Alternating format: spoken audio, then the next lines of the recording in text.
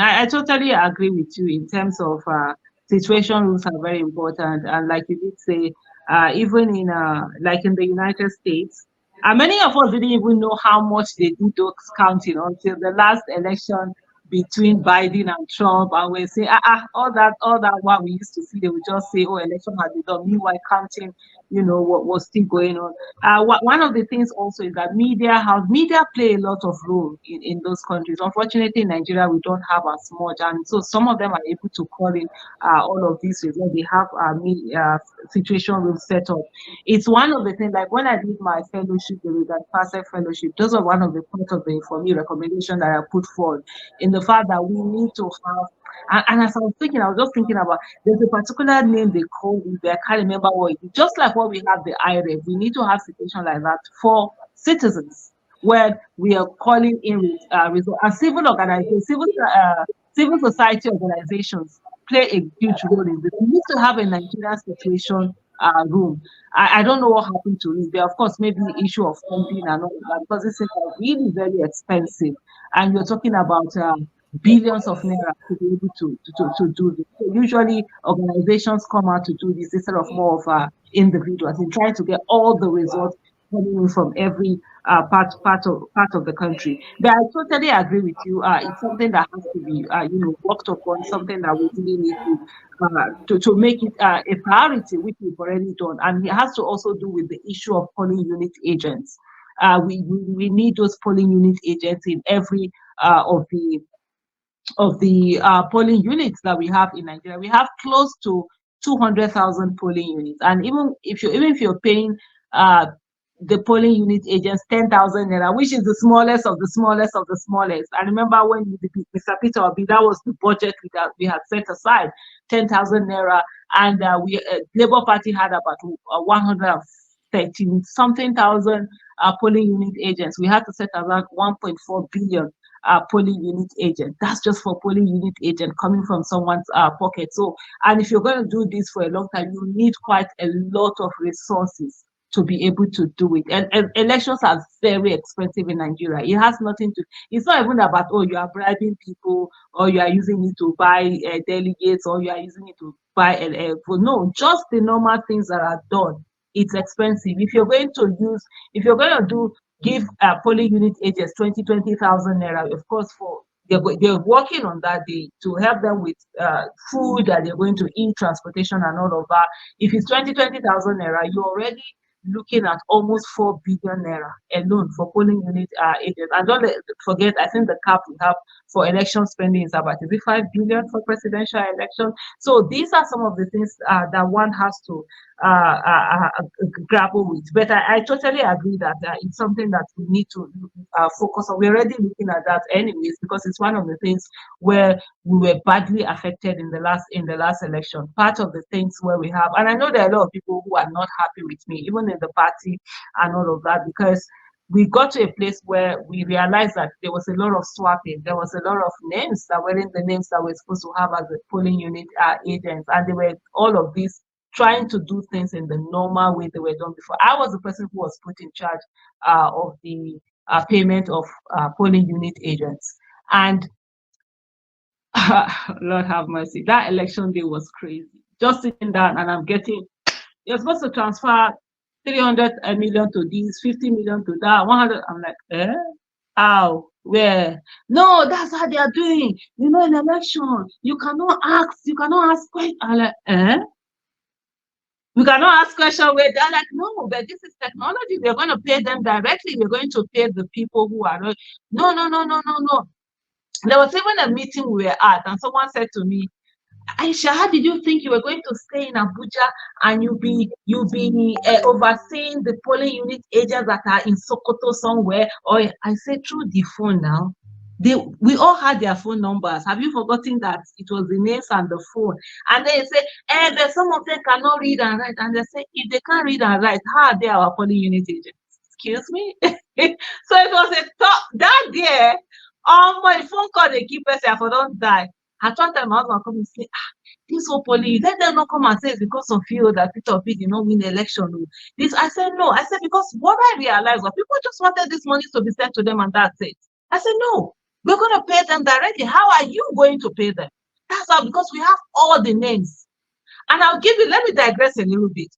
When we did the, so let me tell you, it was crazy.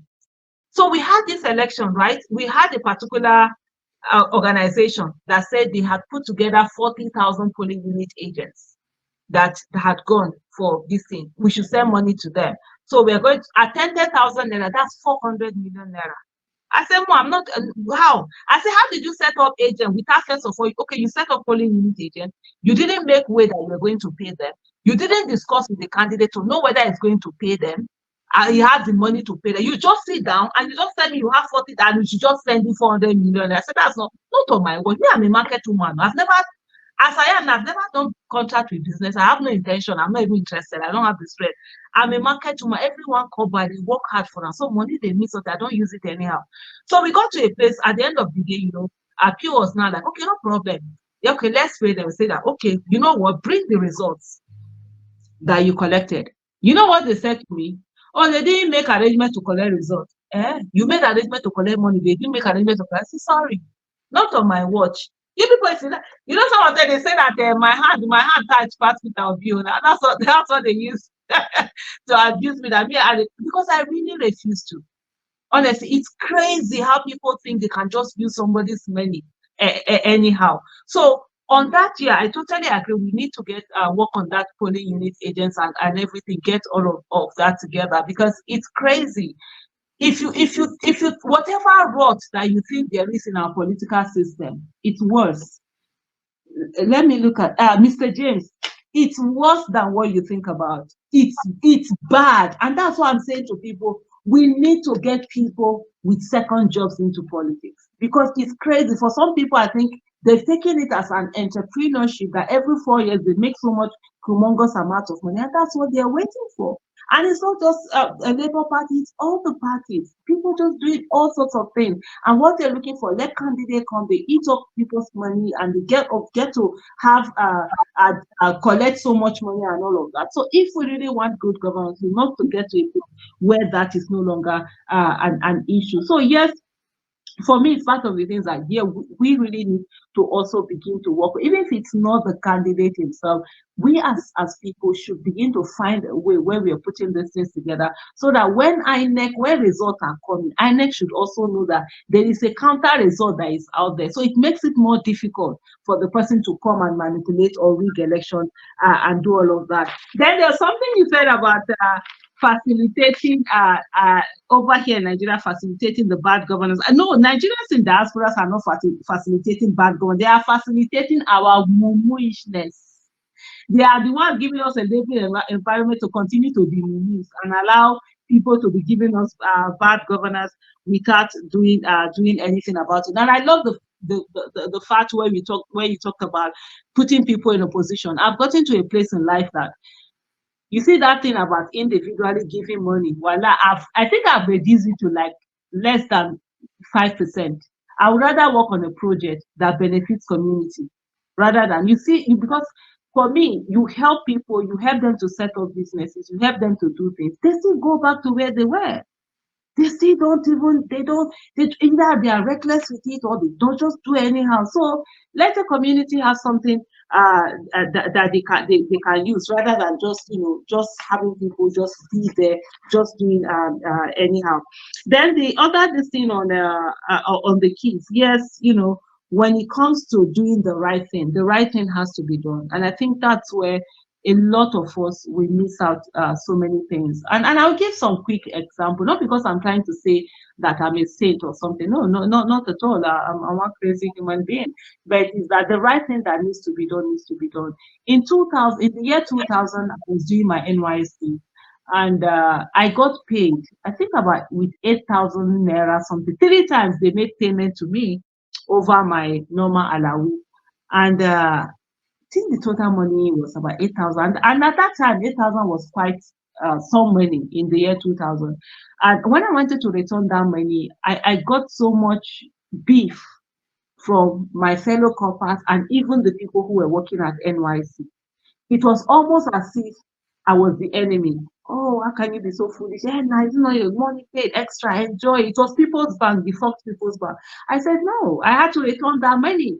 And even at the NYC, this thing, I insisted. Blah, blah, blah, it was later on in life, I was thinking, okay, maybe there was something they were doing. Maybe they have people they were paying extra money into and collecting it, but I don't know what it was. Maybe that was why they were beefing me.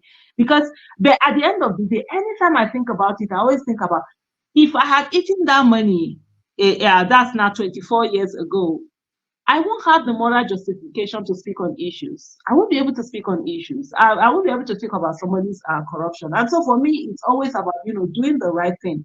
Doing the right thing matters to me. You can beat me for anything, even as a child. But that right thing, I will say it as it is, and I will do what it is that needs to be done. So when you talk about that, going into places one way and they're having to beg police and I hate that thing, and not the small thing. So for me, I never see sometimes, there was something you mentioned, which was that when you are at a place with your children, what lessons are you teaching your children? And there's one thing I always say to parents. For example, there were times that my kids were in boarding school in Nigeria, right?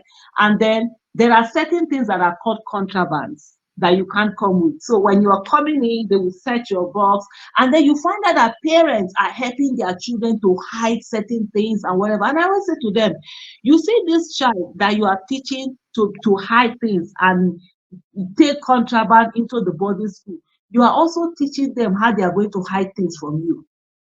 You're also teaching them how they are going to disobey your own rules and regulations that you will set down, because that's what happened. But if something is wrong, if the school says they can't bring that, means they can't bring it, and my kids know that. Sorry, this is the law. This is what the school says, because we all go through the school program. Those rules and regulations they give you. I go through it with my kids.